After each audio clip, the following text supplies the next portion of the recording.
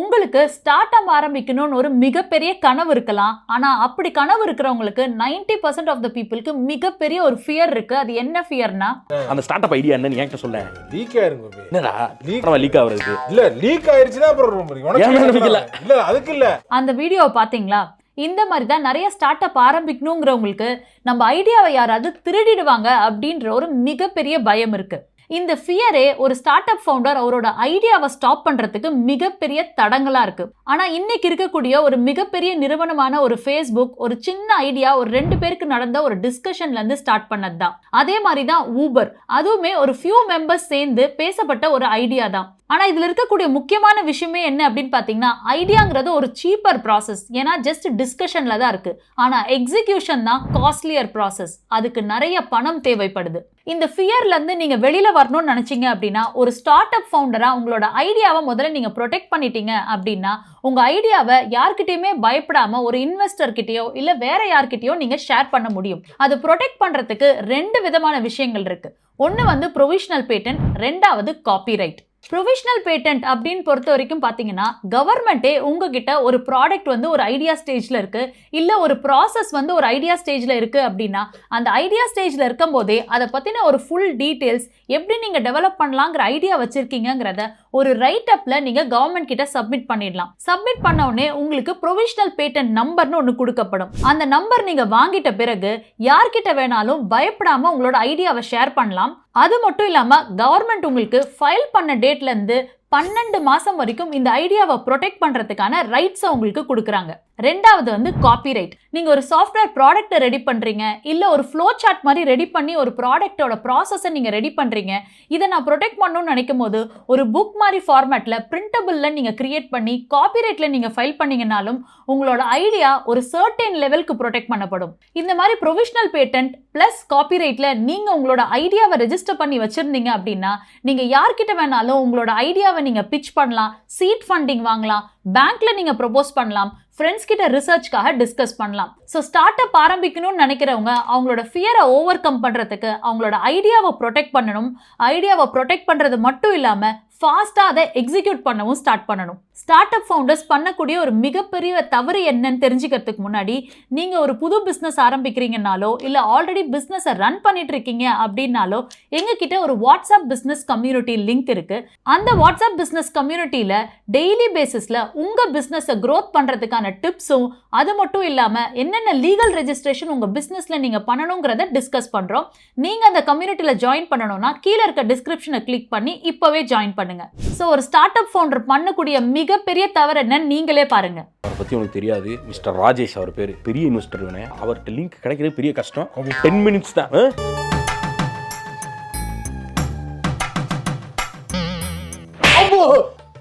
இந்த வீடியோவை பார்த்தீங்கல்ல, இதுதான் இன்வெஸ்டர் பிட்ச் டிசாஸ்டர்னு சொல்லலாம்.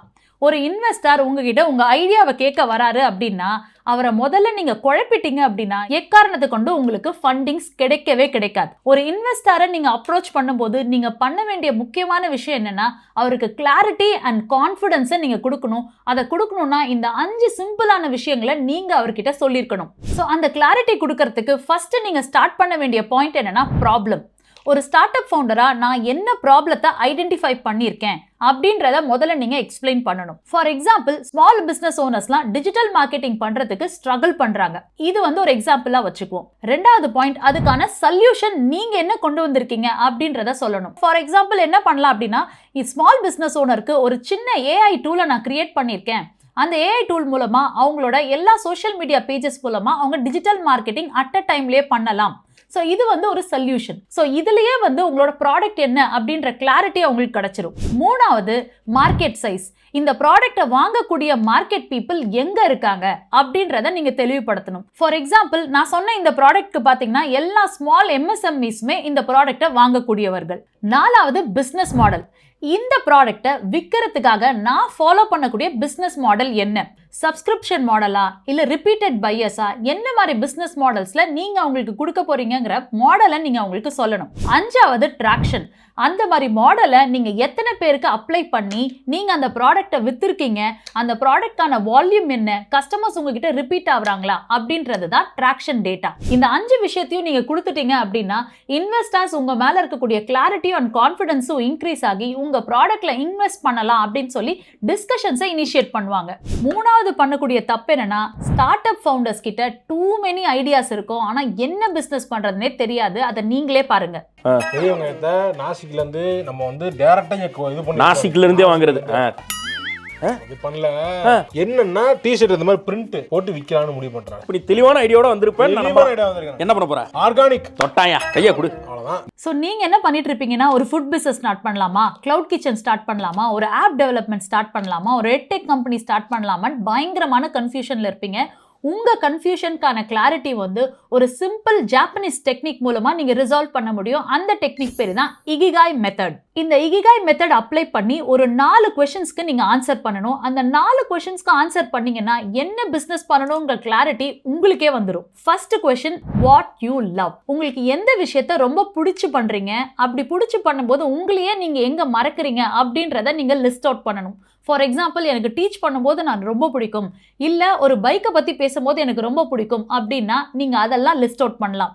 ரெண்டாவது, what you are good at. உங்களுக்கு என்ன மாதிரி ஸ்கில்ஸ் வந்து ரொம்ப நல்லா இருக்கும். ஃபார் எக்ஸாம்பிள், எனக்கு நல்லா வரைய தெரியும், எனக்கு நல்லா ரைட்டிங் தெரியும். இந்த மாதிரி என்னென்ன ஸ்கில்ஸ் உங்ககிட்ட இருக்குன்னு 2வது காலம்ல நீங்க ரைட் அப் பண்ணணும். மூணாவது, வாட் வேர்ல்ட் நீட்ஸ். உங்களை சுற்றி இருக்கவங்க அடிக்கடி ஏதாவது ஒரு விஷயத்த நம்ம கிட்ட கேட்டுக்கிட்டே இருப்பாங்க. ஃபார் எக்ஸாம்பிள், உங்கள் ஃப்ரெண்டோ ஒரு ரிலேட்டிவோ எனக்கு ஒரு நல்ல மொபைல் சஜஸ்ட் பண்ணு அப்படின்னு கேட்டால் உங்களால் ஒரு 4-5 மொபைல் வித் ஃபுல் ஸ்பெசிஃபிகேஷனோட சஜஸ்ட் பண்ண முடியும். ஸோ இதுலேருந்து நம்ம என்ன கற்றுக்கணும் அப்படின்னா, உங்களை சுற்றி இருக்கவங்க என்ன விஷயத்த ரிப்பீட்டடாக கேட்டுகிட்டே இருக்காங்க அப்படின்றத நீங்கள் லிஸ்ட் அவுட் பண்ணணும். 4வது, வாட் பீப்புள் பே ஃபார். நீங்கள் ஏதாவது ஒரு விஷயத்த ஒரு பீப்புளுக்கு தரீங்க, அந்த பீப்புள் அதுக்கு மணி பே பண்ண ரெடியாக இருப்பாங்களா அப்படின்றத நீங்கள் ஐடென்டிஃபை பண்ணணும். ஃபார் எக்ஸாம்பிள், ஒரு ஃபியூ இயர்ஸ் பிஃபோர் நாங்கள் பேரண்ட்ஸ்க்காக ஒரு சின்ன டூலை ரெடி பண்ணோம். அந்த டூல் மூலமாக உங்கள் சைல்டுக்கு ஏதாவது லேர்னிங் டிஃபிகல்ட்டிஸ் இருக்குமா அப்படின்றத கண்டுபிடிக்க முடியும்னு சொன்னோம். அது பார்த்தீங்கன்னா நிறைய பேர் அதை பே பண்ணி வாங்குறதுக்கு ரெடியாக இருந்தாங்க. இந்த மாதிரி ஏதாவது ஒரு விஷயத்துக்கு பீப்புள் பே பண்ண ரெடியாக இருப்பாங்களா? இந்த 4 விஷயத்தையும் நீங்க கம்பைன் பண்ணி பார்க்கும் பொழுது ஏதாவது ஒரு பாயிண்ட்ல கோயின்சைட் ஆகி உங்களுக்கு ஒரு பிசினஸ் கையில வந்து நிற்கும். அந்த பிசினஸை நீங்க ஸ்டார்ட் பண்ணும்போது சக்சஸ்ஃபுல் ஆகிறதுக்கு எல்லா வாய்ப்புமே இருக்கு. ஒரு ஸ்டார்ட் அப்போட சக்சஸ் ஃபார்முலா என்னன்னு பாத்தீங்கன்னா, கிளாரிட்டி பிளஸ் எக்ஸிகியூஷன். உங்களை சுத்தியே நிறைய பேர் நான் ஒரு பிசினஸ் ஸ்டார்ட் பண்ண போறேன்னு சொல்லி நிறைய விஷயத்த சொல்லி உங்களை டார்ச்சர் பண்ணிட்டு இருப்பாங்க. அவங்களுக்கு எல்லாருக்கும் இந்த வீடியோவை ஷேர் பண்ணுங்க. வந்துட்டான் பிசினஸ் ஐடியா ஒதுக்கிட்டு. நிறைய ஸ்டார்ட் அப் ஐடியா வந்து இப்படி தான் கேட்கும் போது லூஸ் மாதிரி தெரியும். ஆனால் இறங்கி பார்த்தோம்னா அதில் பல கோடி ரூபா டர்ன் ஓவர் ஆகிற அளவுக்கு அது கெப்பாசிட்டி இருக்கு.